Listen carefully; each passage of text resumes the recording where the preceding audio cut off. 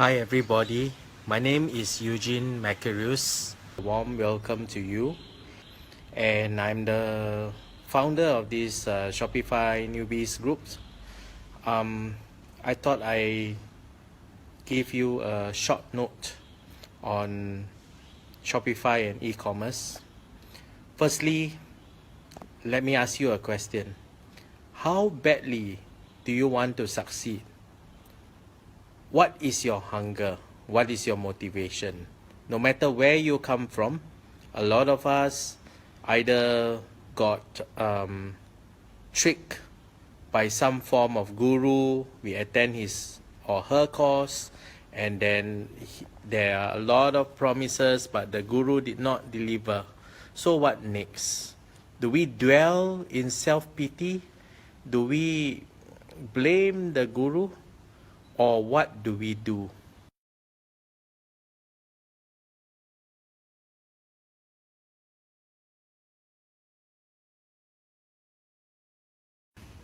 Are you putting in the effort? Are you putting in the hours? A lot of us have full-time jobs. Are you putting in the hours? Let me share with you my personal experience. Okay, I am trained. I've got a professional diploma in electrical engineering. This is many years back.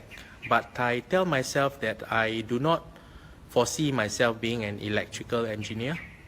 I love computers. I love programming. I love to see how things works. I love website. But the problem is I did not have the necessary skill set. I did not have the necessary knowledge at that point in time.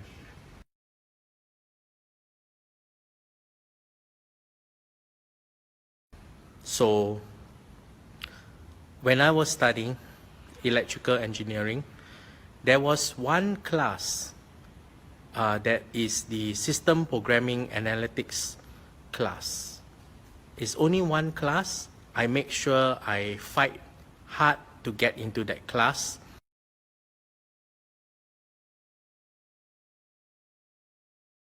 And that is the class where we learn programming electives instead of electrical engineering topics.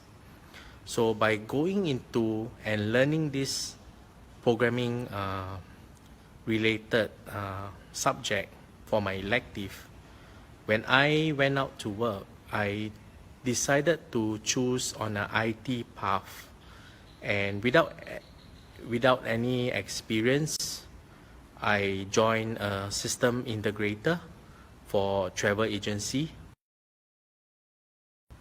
and from there I learned. I became the customer service person or the account manager. So as such, there is an engineer always there, and also we are to support the custom program for travel agents. So what I did was, when the engineer wanted to go down and implement the site, I went down with him. I did a lot of on-the-job training. I asked a lot of questions. I got myself up to speed, and I also mingle and mix along with the programmers and got myself up to speed. So, and then after that, I went for a Java programming course, and I went into programming and websites. So what I'm trying to tell you by sharing my personal experience is this: if you want something very badly, you will make sure you do it. And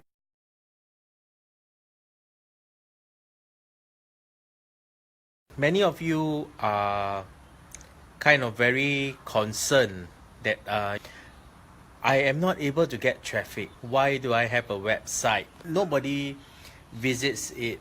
I have done all I can, but nobody visits it. So what should I do?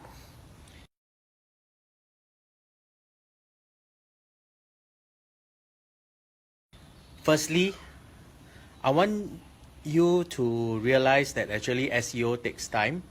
SEO takes about 2 to 3 months to take effect.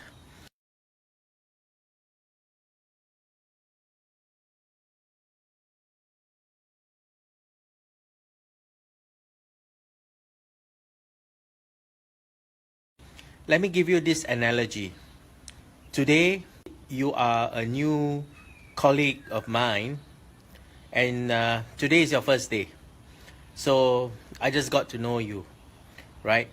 And let's say this weekend you are having a party, probably a baby shower.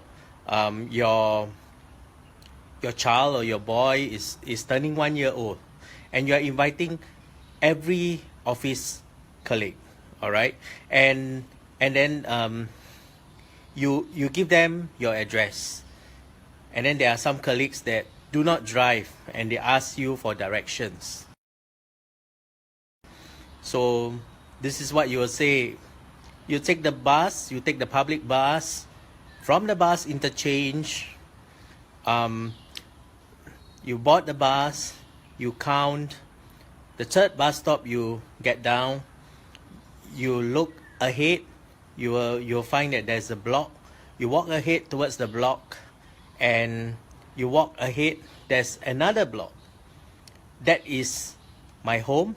You take the lift to the 6th floor, and you look for the unit number 264, for example. So this will be your advice to me, because I have not been to your house. So this is direction that you give to people when they want to visit your place.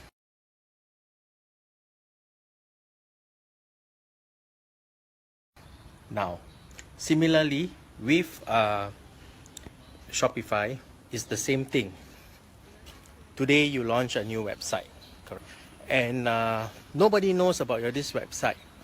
So what are some of the ways that you can inform people that your website exists?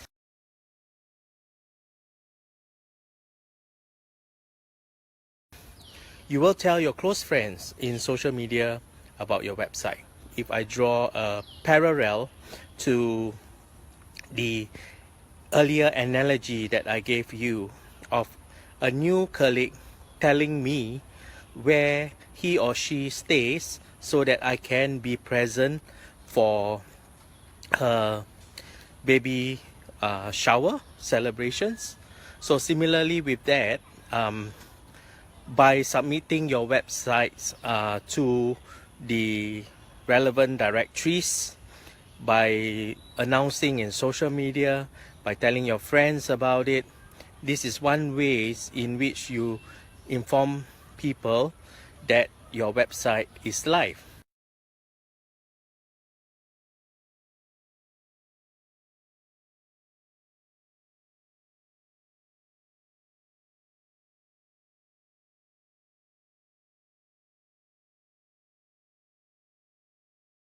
Today I want to talk more about SEO and building an internet footprint. So basically, these are the key concepts of SEO. For example, firstly, for effective SEO, in order for you to have effective SEO, you need to ensure that your site is properly structured. Secondly, you need to inform people of your site. That means you need to list your sites. And thirdly, you need to inform Google or the relevant search engines that your site exists. So we will go through these three concepts, and basically we will touch upon these three concepts so that you will have an understanding of what SEO entails.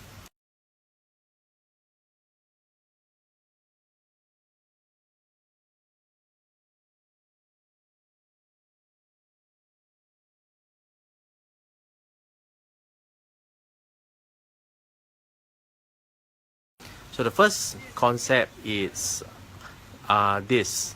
So this is how you structure your site. So the first concept, basically, you need to be concerned of this. When Google comes to your site, right? When they find out that your site exists, they come to your site. Do they know what your site is about? Do they know what you are selling? Do they know how well you organize the information? So the first bit of information that you need to consider for SEO, or the first criteria that you need to consider for SEO is this: how well do you organize your information? How well do you organize your website? I give you an example. For example, if you are selling men's fashion or women's fashion for that matter, you are a women's fashion website, how well do you organize your information?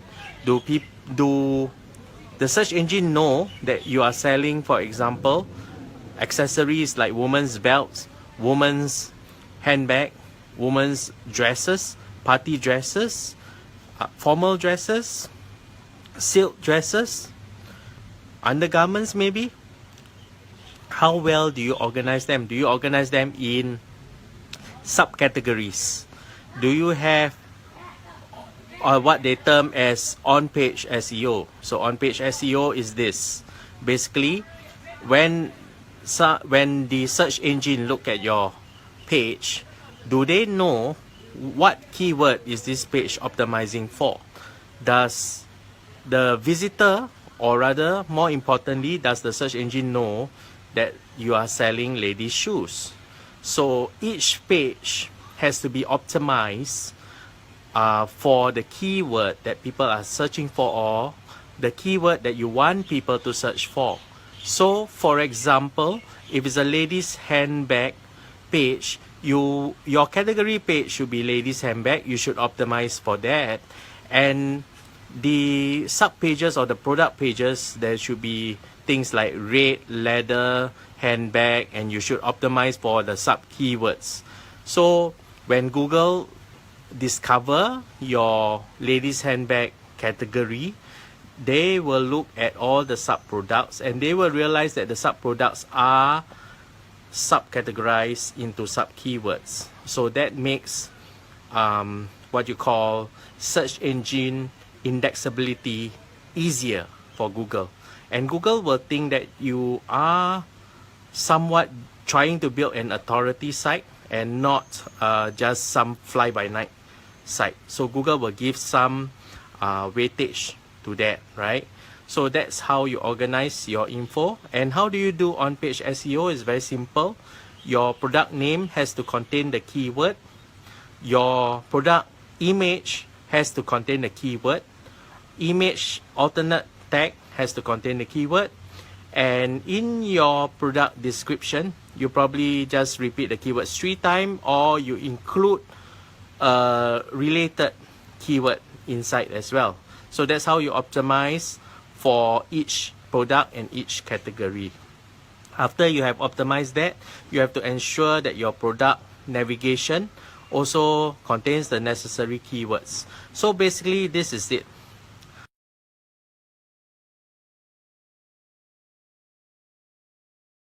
For example, if I give you a physical brochure of the products that I sell, do you know what I'm selling about?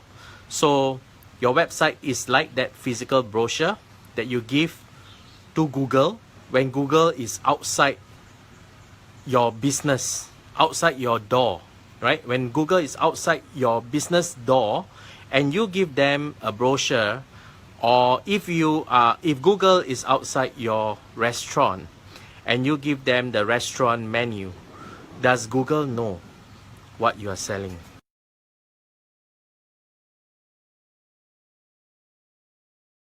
I think that is the key. So the key to good on-page SEO, or how you structure your website, your navigation, your content, is this. If Google is at the door of your business and you give Google the brochure of what you are selling? Do Google know? Did you optimize the page enough for the keywords that you think people will be searching for? So this is one aspect of it, which we call on-page SEO. Basically, what we have talked about is just how you can improve your on a website level only.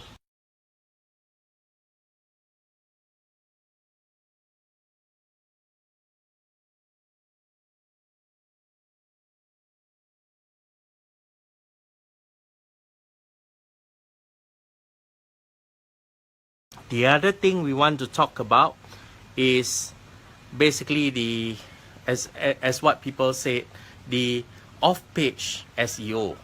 Off-page SEO. So what does this mean? Off-page SEO basically means this.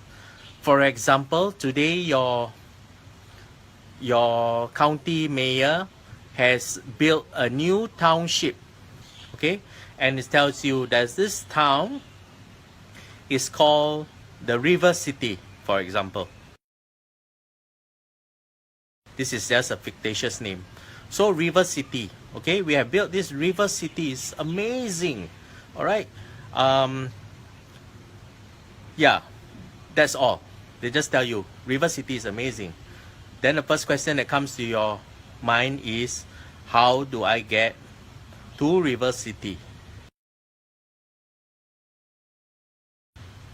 So the mayor needs to tell you that, oh, okay, you have to take the windy road up Rocky Mountain down to Flamingo Valley.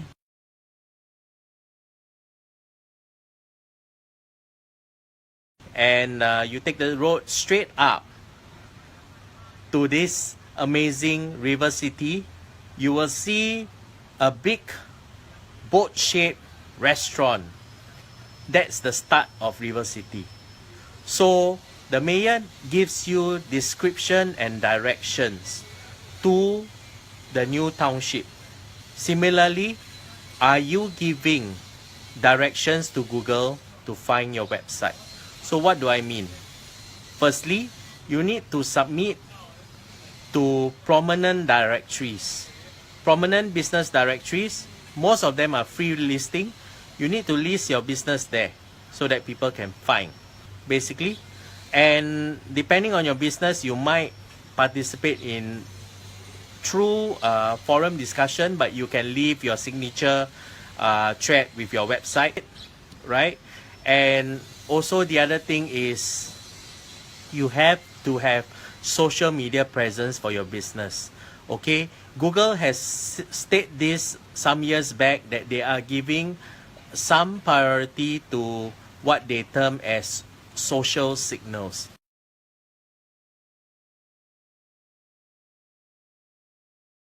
Social signals are simply social media posts. Social media posts from Facebook, from Twitter, and from Instagram. I think these are the three more popular ones. Although they might have some other popular sub social media depending on your niche. I think a lot of the niche, if your niche is fashion, you need to find out more about Pinterest, and probably I heard some friends say that's also Reddit. Reddit will help as well. I have not personally tried it, so you need to try it. So basically, you need to list on all these platforms.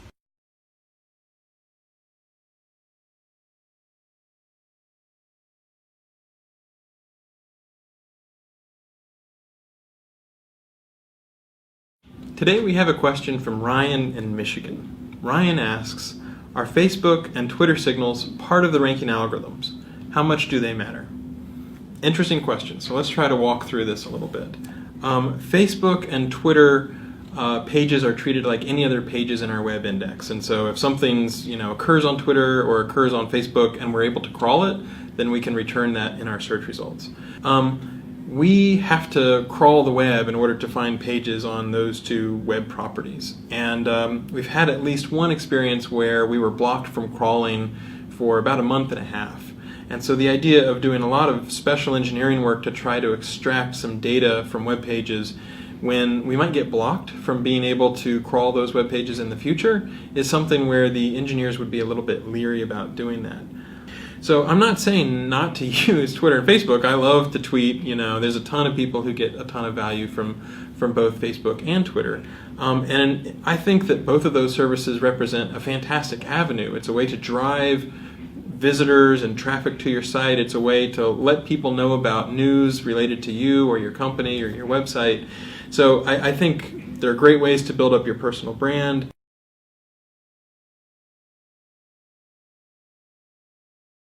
And because there's something awesome, then it gets a lot of likes on Facebook and a lot of people decide to link to it. That's the sort of thing where the better content you make, the more people are to like it, not only in Google, but in Twitter and Facebook as well.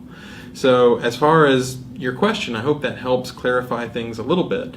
One thing that I want to point out is I think over a multi-year, 10-year kind of span, it's clear to me that people are going to know more about who's actually writing what on the web. It won't be just completely anonymous. There will hopefully be still options for people to post anonymously, but if Danny Sullivan posts something on a forum, I want to know about that, whether he posts on a well-known forum or a forum that nobody's ever heard of. And I think over 10 years, we're more likely to understand identity and to understand the social connections between people. But at least for the time being, we have to deal with the web as it is and what we are allowed to crawl and what we can easily extract from that and count on being able to access in the future.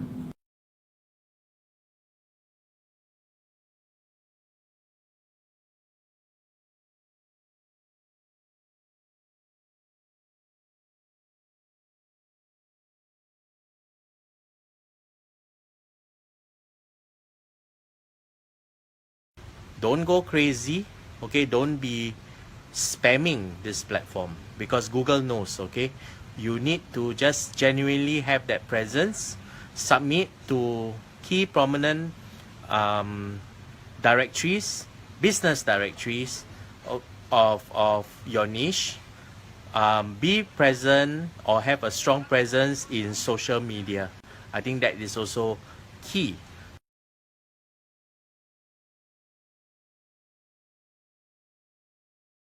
I would like to remind you again on SEO. Basically, the target of SEO is actually relevancy. As you know, and all of us know, who was the first search engine that was first launched to the world?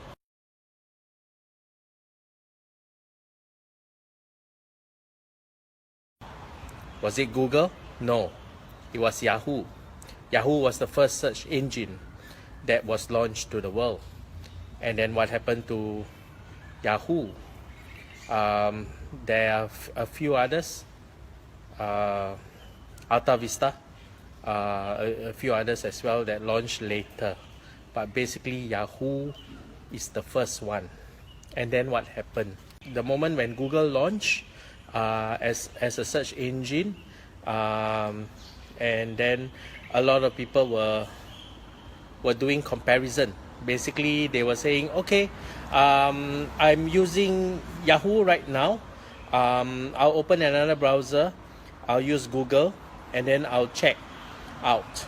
Then over time, they realized that actually Google give them more relevant results.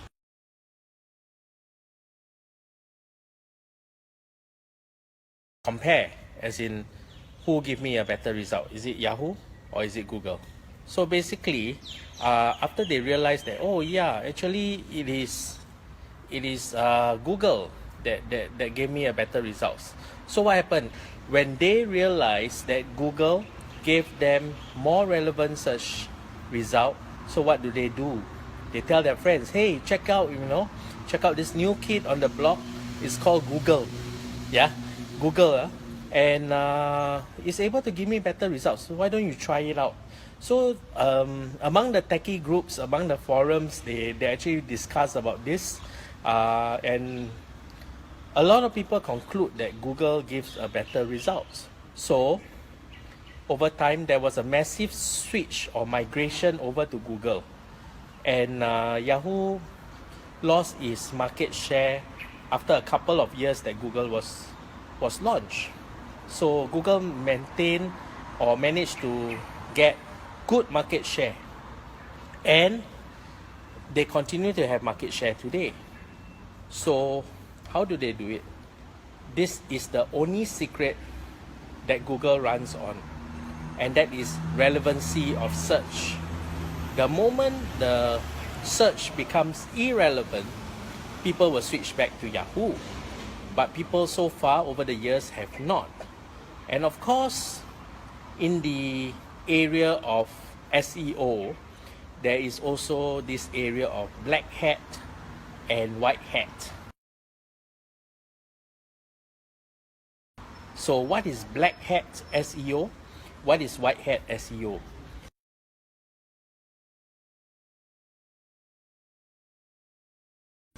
Black hat SEO is similar to what we call the black market. Today you want to buy a camera lens. You go to a normal shop, which is a white shop, so-called white market shop, which is a legit shop. You go there and you buy a lens. It probably costs you 1,200. But when you go to the black market shop, they are able to get their sources slightly cheaper, maybe with a slight defect, but you might not know. So you go to this black market shop and you probably get it cheaper, way cheaper, couple of hundreds cheaper maybe. So that is what it means. Black hat SEO means a group of people that's doing SEO that is constantly cheating Google. And how do they cheat Google? They get multiple site links to their website. Okay, multiple site links to their website. This is called off-page SEO. Off-page SEO means the SEO that you're doing is off your page or off your website. That means you are actually building links to your website. So a lot of these black hat SEO guys, they use unethical methods to obtain backlinks, right? They use unethical methods to obtain backlinks and try to cheat Google. So remember the name of the game. Google is all about relevancy.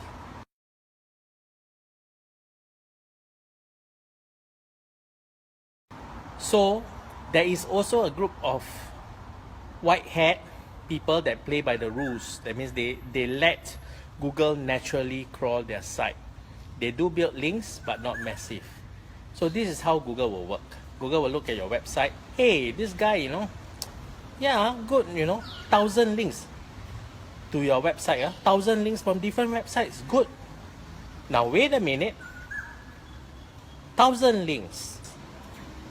1,000 links to the website in 5 days. That's humanly not possible. They probably use a robot, and then Google will look at it, analyze your website, put on a slight Google filter, as what they call it. They filter your website and make it less relevant. The guy who has maybe 50 links but built organically over time, maybe this guy engaged 50 bloggers to blog about the product at the same time, but Google look at the content and say, hey, it's different content, 50 different sites, different content, is a product review of existing product. This guy is legit. So Google will rank the site with 50 links better than your 1,000 link websites because you use black hat SEO methods.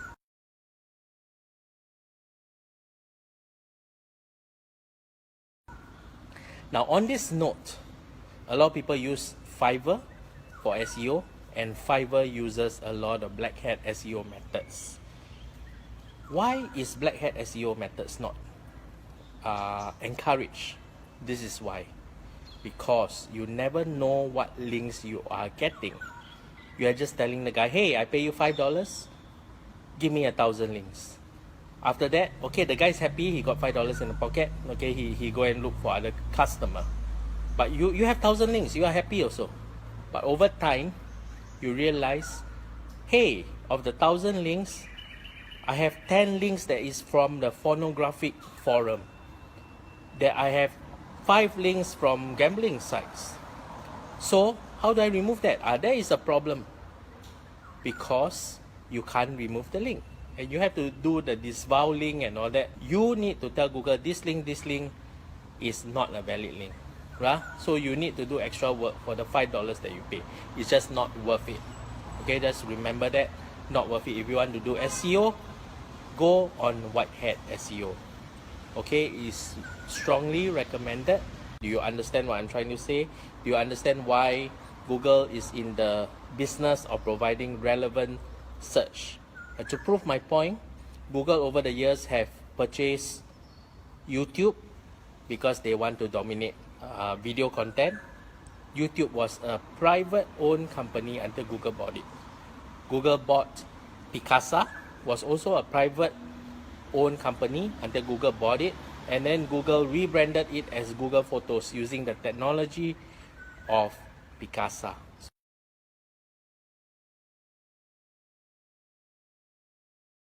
Once you have done the on-page SEO and you have submitted these links to the directory and having a social media presence, basically you are actually creating for yourself an internet footprint.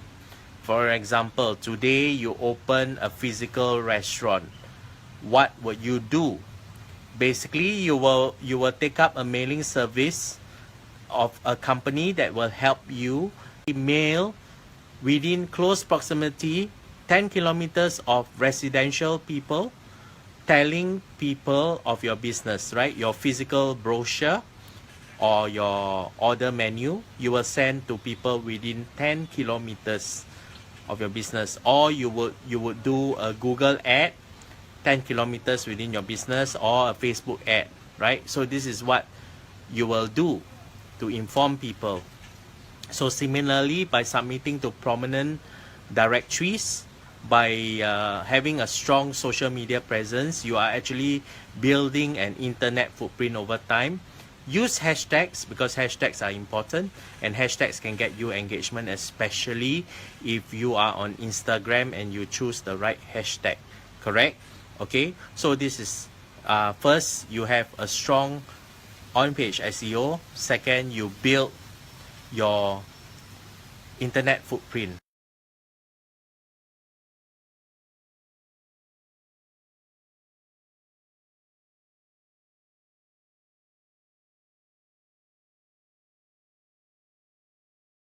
Now, I would like to talk more on Fiverr as well. A lot of people say, oh, I use Fiverr, I use Fiverr to get SEO. Please don't do that. Okay, please don't do that. The only Fiverr services that you probably can use is you can actually craft some text, some description text, and you ask the Fiverr people to do the manual work to submit to particular directory based on the text and description that is crafted by you. Because if you just based on their claim that they will submit to 1,000 directories, then you will be in for a shock. What if they submit your business website URL to pornographic forums? Then you will be in trouble, because that will affect your branding. Yes, it's 1,000 links, but if it's 1 or 2 links from pornographic website, I would rather not have that link. Remember, don't go crazy. Google is now going in very hard on spam, right? And basically, if you go crazy spamming directories and forums, Google will put a filter. What they call is a filter. Although based on the search keyword, you seem to be prominent, but based on Google filter, Google's look at it, these 1,000 links are not quality links.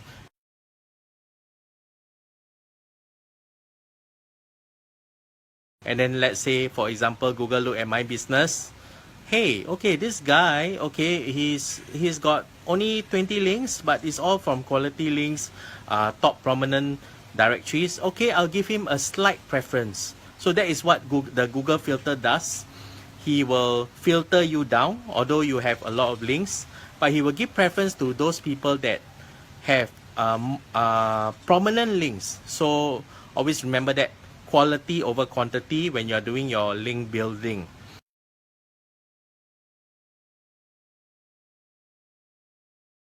Alright, so Fiverr, don't go crazy if this guy tell you, oh, I'll give you SEO for $5. I think if it's too good to be true, it's probably not.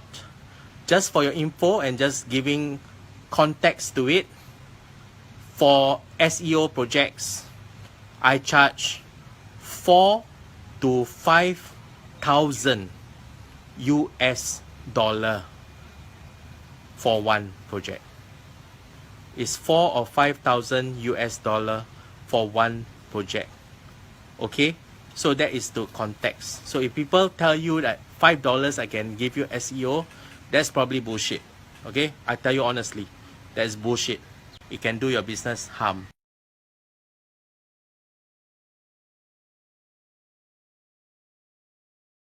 The only services that you might want to engage is to name to them, these are the directories I want to list, and okay, for $5 maybe they might help you list in 3 directories.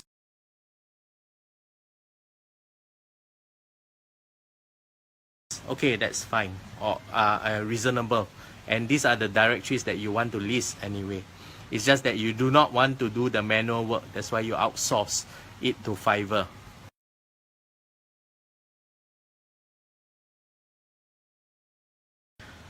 Fiverr can be quick and dirty. You can ask them to basically write certain content for you, although a lot of their content could be scraped from some other website.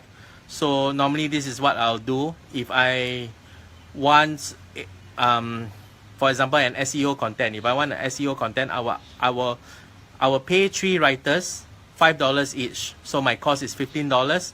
All these 3 writers come back with their content, right? The moment after they come back with their content, what I'll do is I'll take these 3 articles, I will merge into one article, and I will rewrite it for SEO. So this is what I'll do. Alright. Yes, they help me in a way because I do not have to think of the content initially. I do not use their content that they give me wholesale, because there's also another element of SEO that you need to consider, and that is duplicate content.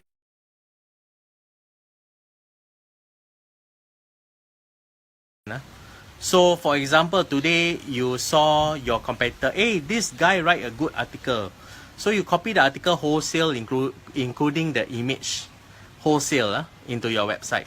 So this is what Google will do. Google will chance upon the website based on the keywords, right? Based on a particular keyword. Let's say he's able to rank for, let's say, red leather handbags. Red leather handbags, right? So he's able to rank for that. So you copy everything into your website, and you also want to rank. So Google will look at it. If somebody search red leather handbag, they will see, hey, these 2 articles is exactly the same, right? So how do Google judge which is which to rank more preference? So this is what they do. They will look at which article is the originator. What do I mean by that?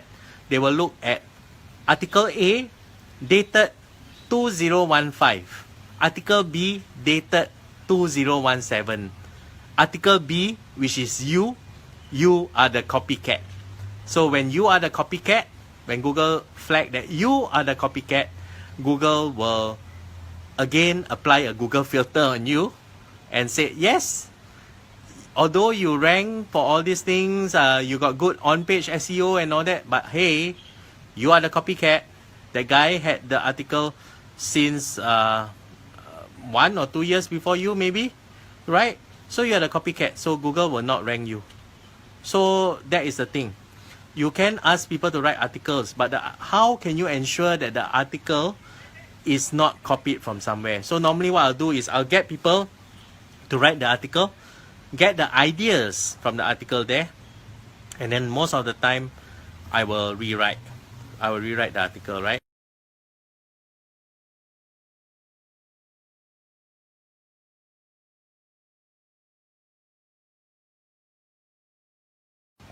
Okay, one more important gold nugget that I want to give it to you right now is this concept. Google love Google. Always remember that. Google love Google. What do I mean by that? Okay, Google love Google. Okay, remember. Okay, YouTube was a separate company by itself until Google bought it. There is a reason why Google bought it. Google wants to have good ranking for videos. So Google love Google concept means that yes, you have a business, you have for example a product demo. You have your product demo on your Facebook page. That's fine. Google love Facebook as well. Google know that Facebook is an authority in social media, and Google knows that Facebook is an authority for social signals. So Google love Facebook as well, don't get me wrong. But let's say if your video is on Facebook itself and you have no plan to have a YouTube channel, then you are missing out.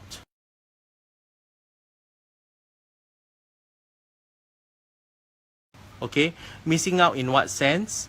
Because besides google.com, do you know what is the second biggest search engine? Do you know? The second biggest search engine is actually youtube.com. So if your business is not on youtube.com, then you are leaving money on the table for other people to grab.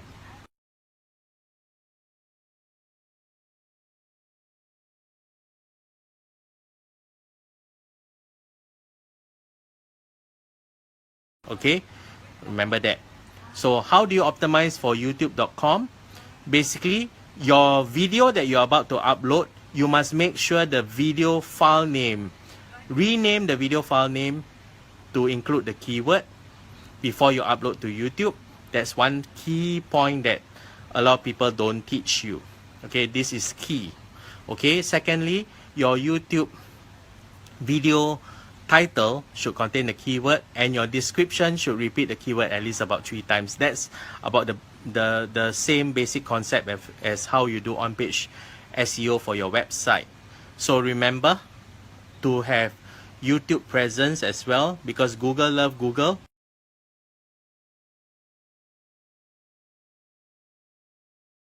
Google love Google Photos. So you must have, for example, Google Photos, your product Google Photos. Google created Google Plus, although it's somewhat considered a failure because people still prefer Facebook over Google Plus. But Google Plus is a strong social signal for SEO. Are you on it yet for your business? If you are not on Google Plus, you are not on YouTube, get on it. Find some way to get on it, and over time you will see that this will help you in SEO. The Google Webmasters tool enables you to submit your website sitemap to it so that Google will know that your website is a new website. And Google will start looking at it and see how well you structure the website. So when they look at the website and how well you structure it, they will start indexing. All right. So when they start indexing your website, over time your website gets popular. You got to tell people where you are stuck at. SEO is actually not difficult. It's just tedious. And yes, I do agree with some of my friends that they are young parents, they have children to take care of, they leave very little time for themselves, for bonding, and also for doing internet marketing, right? So we just need to probably put aside 2 to 3 hours a day, and then we need a plan. We need a plan, weekly, daily, what is it we want to do for the week. Now this helps because by being accountable to at least a minimum of one person, you ensure that you try your very best to fulfill the goal. Now there are experts that say, you know, when you have a goal, you think it out, right? You think out in your head, and if the goal remains in your head, it will forever be in your head. It's not going to be priority. But when you start to write down, when you start to type out the goal, when you start to say, hey, I want to do it, that's why I want to type it, I want to be accountable to my friends in this group, and then that's where the magic happens.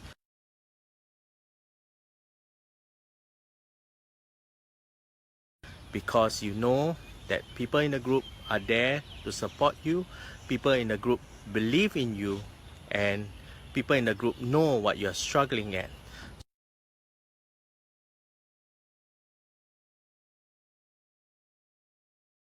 I hope that what I share really is useful to you. Always note that whenever you have a website, do not expect visitors immediately. Just think, what are you doing to get the visitors? Think like as though you own a physical store. Today you're going to have an opening. What is it that you will do? Will you distribute flyers near your doorstep to tell people of your business? So similarly, flyers are like signs or signboards pointing to your business. So by listing in the business directories, by doing a shout out in social media, by doing a shout out in the buy sell groups, you are actually telling people of your existence. That's not enough. So by having good SEO practices for your website, and by being patient that the SEO will register over time, then that's the key to success. Now, so this takes time, right? Google will take time. If you plan and structure your website well, Google will know that your website is talking about, for example, baby clothes and baby stuff, right? So Google will look at the keywords that you are optimizing your various pages for, and over time Google will rank. So while waiting for Google to rank, does it mean that we sit down, do nothing and sip coffee? No, it doesn't mean that. So while waiting for Google to rank, what you can do is social media marketing. What you can do is to reach out to friends, families, and business associates to tell people, hey, this is my new website. Okay, I hope that this tip has been useful to you. Nothing is impossible, everything is possible, because if you spell impossible, it actually means I am possible. Okay, so always remember on this parting note, I am possible.